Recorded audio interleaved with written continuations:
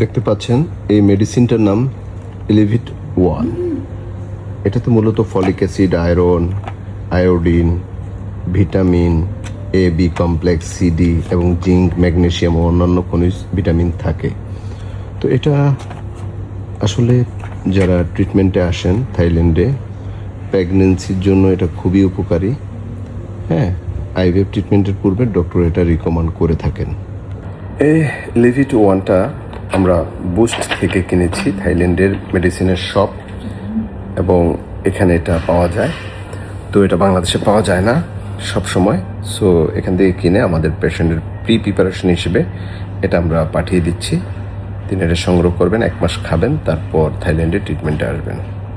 So যারা থাইল্যান্ডে IVF ট্রিটমেন্টে আসবেন অবশ্যই আমাদের সঙ্গে যোগাযোগ করবেন। আমরা আপনাদেরকে সার্বিকভাবে সহযোগিতা করে থাকবো আইভিএফ চিকিৎসার ক্ষেত্রে। ধন্যবাদ। আল্লাহ হাফিজ। আসসালামু আলাইকুম।